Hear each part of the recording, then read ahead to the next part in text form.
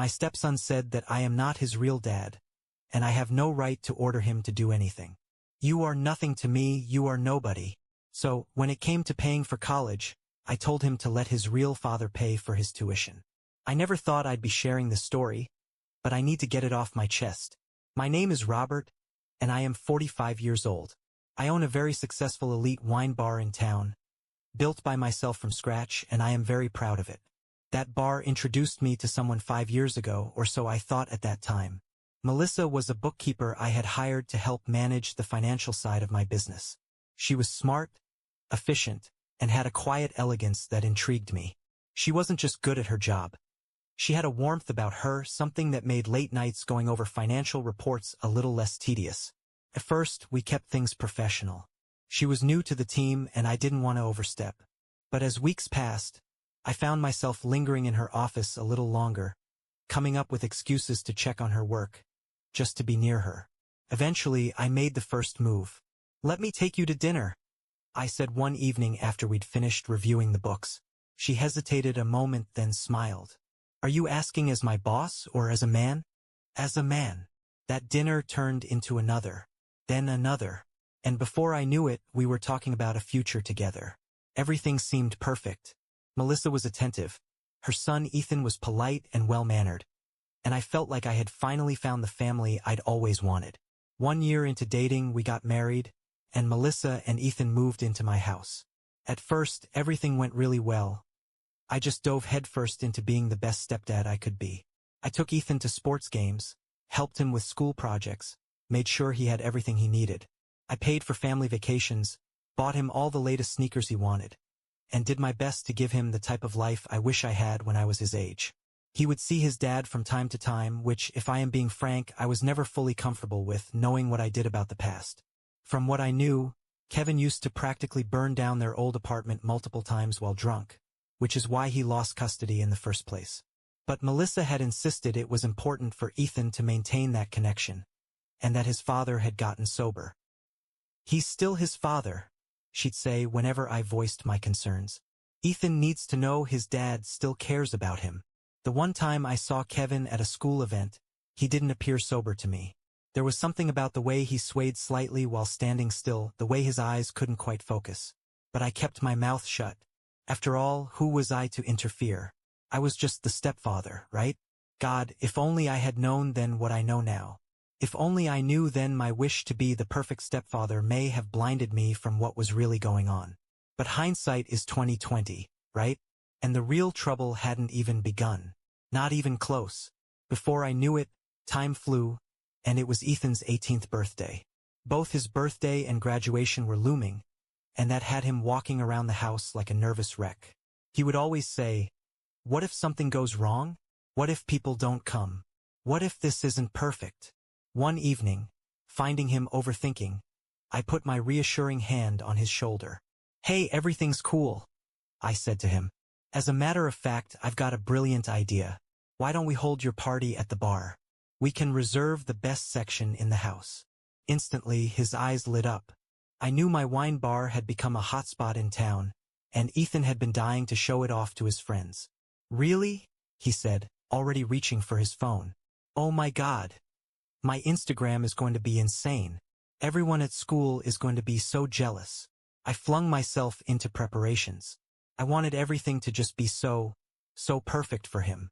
I even took him shopping for a designer suede sleek black number which made him look like a junior businessman. He looked every inch like a young professional in the suit. I nodded to indicate my approval. "How many guests do you think you are going to invite?" I asked one evening as we were going over the details. He fiddled with his phone and seemed for a moment to hesitate.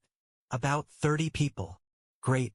Can you send me a guest list so that I might make sure we have enough space and food for everyone?"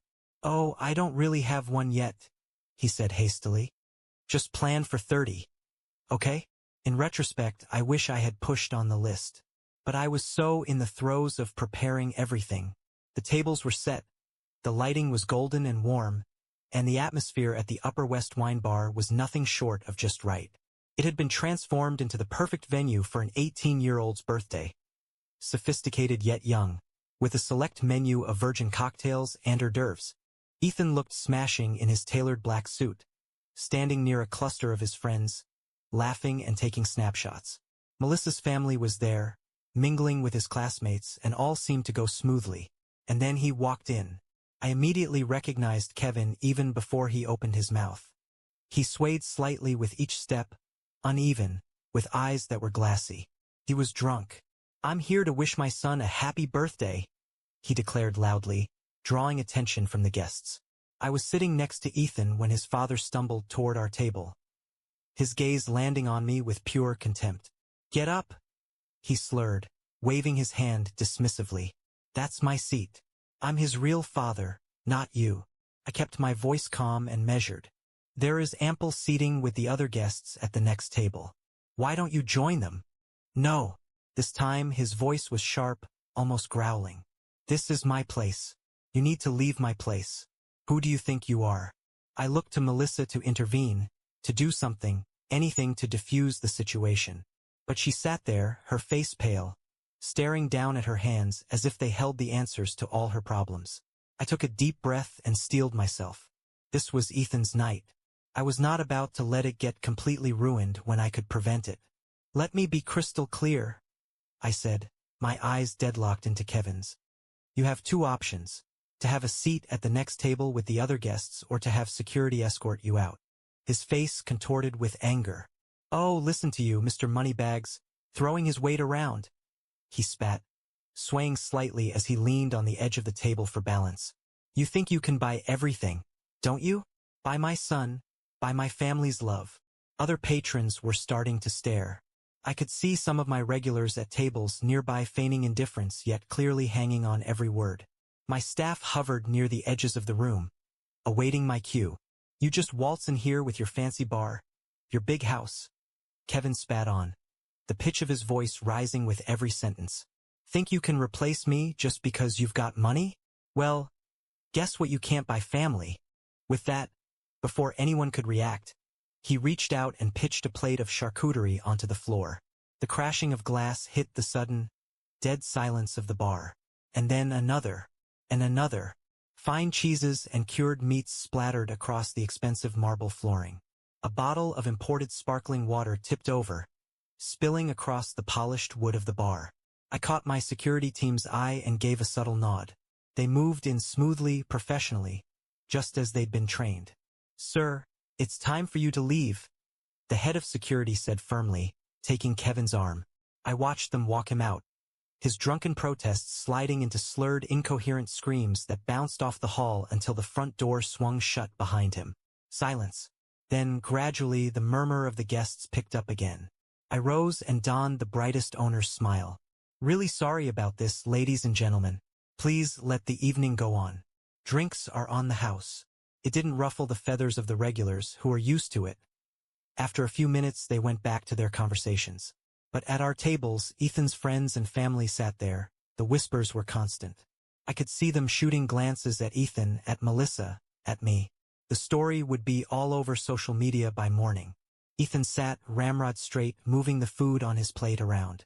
The sleek suit that had made him look so grown-up earlier now seemed to swallow him, making him small and vulnerable. The Instagram-perfect party he had dreamed of had quickly turned into a nightmare. After about an hour, he grumbled, "I have a headache. Can we go home?" The party was soon over after that. People made polite excuses, but I could hear them whispering as they left. "Poor Ethan. Did you see his dad? Can you believe what happened?" The minute we were inside the house, Ethan went straight to his room. I followed the girls upstairs and then went in his room to talk with him, to say something. The next morning, the morning after the disastrous birthday party, Ethan came down to breakfast with circles under his eyes. He took his chair, his eyes looking down into his lap. "How are you feeling, buddy?" I asked softly. "Fine," he grumbled to his cereal bowl. And that was that. One word. The days to follow were like living in some sort of ghost house. Ethan, energetic and chatty, became practically a stranger. Every time I entered some room where he was talking to Melissa, he'd shut down, like someone had hit a mute button. One evening, when Ethan had gone to bed, I tried bringing it up with Melissa. "Don't you think we should do something? Maybe get him to talk to someone?" She waved a hand dismissively. He's fine. He's just processing what happened. Give him space. But it wasn't fine. None of this was fine. Despite the tension in our household, we all attended Ethan's graduation ceremony. Melissa and I sat in the audience, and I clapped until my hands hurt when they called his name. He looked great in his cap and gown, and for a moment it seemed to me as he glanced our way and smiled maybe things were finally getting better. Of course, we held a party later in the house. I knew I needed all of his favorites, their truffle fries, steak sliders, the little crab cakes he would constantly be swiping from the back of the kitchen in the bar, even the outrageous 3-tiered chocolate cake that really should have taken at least a week to get correct.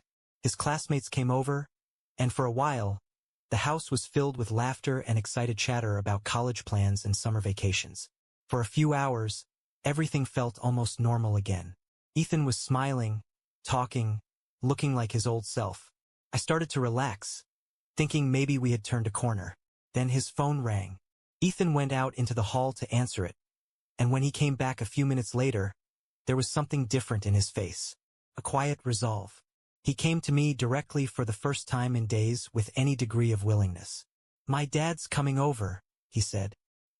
"He wants to congratulate me on graduating." My stomach dropped. "Absolutely not," I said without a second's hesitation, the fresh memories of his birthday disaster still fresh. "Ethan, think about what happened at your birthday. He showed up drunk, caused a scene, destroyed property. That was your fault?" Ethan cut me off, his voice rising. "None of that would have happened if you had just moved and let him sit down. He's my real dad. You should have just stepped aside." I stood there, feeling like I had just been punched in the gut. All this time, after days of silence, this is what he had been thinking? That I was the one to blame? I turned desperately to Melissa, hoping for once she would say something, just step up and be the mother Ethan needed. "Melissa, please," I said. "Tell him how inappropriate his father's behavior was at the birthday party." But she sat there, looking at her hands as if they held the secrets to the universe. The same silence. The same cowardice I had witnessed at the wine bar that night. Something inside me snapped. 5 years of being the perfect stepfather. 5 years of treading on eggshells. 5 years of making excuses for everyone else's behavior. 5 years of swallowing frustration. And it all came pouring out. "Listen to me, Ethan," I said, clear but firm. "That was my wine bar. I set that whole party up for you. I got you that damn designer suit you wanted. I did absolutely everything to make that night. And your dad? He arrived drunk, publicly shamed you, and now has property damages. He did not even get you a present, Ethan. What he did was bring chaos and embarrassment." In an instant, Ethan's face turned from angry to furious. Ethan's face went from angry to absolutely furious in an instant. "Oh my God, here we go again," he shouted, throwing his hands up. "It's all about the money with you, isn't it? I paid for this. I bought that you think because you have the money, you can control everything." He spun around to face his classmates, who were standing awkwardly in the living room, obviously wishing they were anywhere else. "My real dad will be here soon," he said with a bitter laugh. "It'll be nice to finally have a normal person here instead of this." He gestured to me as if I was some filth he had stepped on. "Your father is not coming into this house," I tried to say, modulating my voice against the rise of anger and hurt inside me. "Not after what happened at the bar." That was when Ethan totally lost it. His face flushed red, and he began yelling at me in front of all the guests. "You're not my dad," he shrieked. "You're nothing to me. You're nobody. Who do you think you are to tell me what to do? Keep your nose out of my life. You're just some guy my mom married for his money." The room fell dead silent. I could see his friends fidgeting uncomfortably, some checking their phones, others fascinated by the ceiling. Ethan turned back to them, his voice dripping with venom. "Let's get out of here. I don't want to celebrate in his house anyway."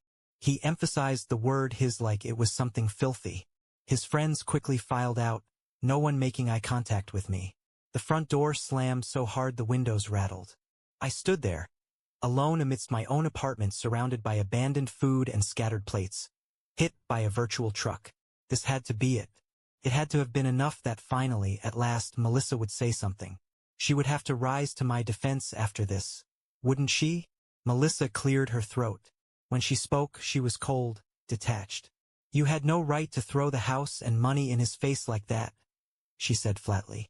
You didn't need to remind him this is your house, that your money pays for everything. That was low. I stared at her, seeing her for the first time. You've got to be kidding me right now? Where were you when your ex was hurling plates across my wine bar? Where were you just now when your son stood up in front of his entire graduating class and started screaming insults at me? Melissa just shook her head, as if I was the crazy one. You're the adult here, she snapped. You should know better than to get into an argument with a teenager. I let out a bitter laugh. And you should know better than to bury your head in the sand like a coward. I shot back.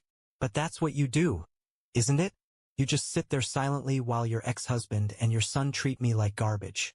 Well, guess what? I'm done being everyone's punching bag. Melissa's face clouded, and she didn't say a word more. Turning, she started upstairs and, after a few minutes, I heard the slamming of the guest room door. The next morning, the breakfast felt like a funeral. Melissa sat across from me, sliding scrambled eggs listlessly around her plate, while carefully avoiding eye contact. I was just getting ready to rise and leave the table when Ethan lurched into the kitchen still dressed in last night's graduation party attire. I caught his alcohol breath about halfway between his door and the table. I glanced sideways at Melissa, just waiting for something. Anything regarding her teenaged son reeking of booze coming home at 9 in the morning. But, as was often the case, she said nothing, only stared at her plate. Where have you been all night? I asked neutrally. Ethan turned to me, his bloodshot eyes full of contempt. None of your business, he sneered. You're not my dad. You're not anyone. Just some empty space taking up room in this house. Then he turned and stumbled upstairs to bed. Melissa just sat there, silent, again.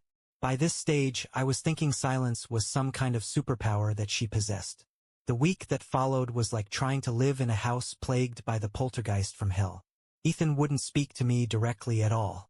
Instead, he'd talk about me as if I weren't there. Dad, he'd say to Melissa, pointing at me like I was a piece of furniture. Can you ask your husband to pass the salt? Or he'd walk into a room and say to his mother, this guy is in my way, and then just stand there waiting for me to move. I said nothing, kept watching. 5 years I had wasted trying to be the perfect stepfather. Now I was out. Let them show their real colors. And boy, was I in for a show and tell. Sunday, Melissa and I sat down to another silent dinner when Ethan burst into the dining room, waving an envelope around, like he'd just won some kind of lotto. Dad, I got in, he exclaimed, practically bouncing up and down. NYU accepted me. I got into my dream school. I watched him run up to Melissa, hugging her tightly. Both of them were grinning from ear to ear. Then Ethan turned to her and, with a smirk that I will never forget, said, tell your husband he needs to pay for my tuition. Something inside me just snapped. I smiled, but not a warm, happy smile. A cold, sharp one. I won't be paying for your college education, I said clearly. You've made it very clear that I'm not your father. I'm nobody. Remember? Well, guess what? This nobody's wallet is closed. Why don't you ask your real dad to pay for college? Ethan's face went an alarming shade of red. You vindictive piece of... He started, shaking. Tears brimmed in his eyes, but I felt nothing. You're doing this to punish me. You're just evil. I stood there, feeling strangely calm as he hurled insult after insult at me. It was like watching a storm through a window. I could see the chaos, but it couldn't touch me anymore. Mom! Ethan whirled to Melissa. Make him pay. He has to pay. Melissa cleared her throat, adopting that patronizing tone I had grown to hate. Come on, honey. Quit joking around, she said to me. You know you need to pay for Ethan's education. I pushed my chair back and stood up. I've made myself perfectly clear. I will not pay tens of thousands of dollars in tuition for someone who spent weeks telling me I'm nothing to him. Someone who treats me as if I don't exist in my own home. Then I turned and walked out of the dining room, Ethan's screams following me up the stairs. I could hear him throwing what sounded like another spectacular tantrum. Plates crashing, Chairs scraping, theatrical sobs. Like father, like son, I thought grimly. I sat in my bedroom, listening as the chaos downstairs slowly died down. But I knew it wasn't over. Melissa would be up soon enough, ready to play her part in this family drama. Sure enough, about 30 minutes later, my bedroom door burst open. Melissa burst in, red-faced with anger. "I'm sick of it," she spat at me. "Sick of you and your games. You need to grow up and pay for Ethan's education." I looked calmly at her where I sat on the bed. "No. You and your ex can figure out how to pay for NYU. I'm sure between the two of you, you can work something out." Melissa's jaw tightened. She started pacing the room like a caged animal. "You're being completely selfish. He's just a teenager. For God's sake. You're the adult here. You need to be the bigger person."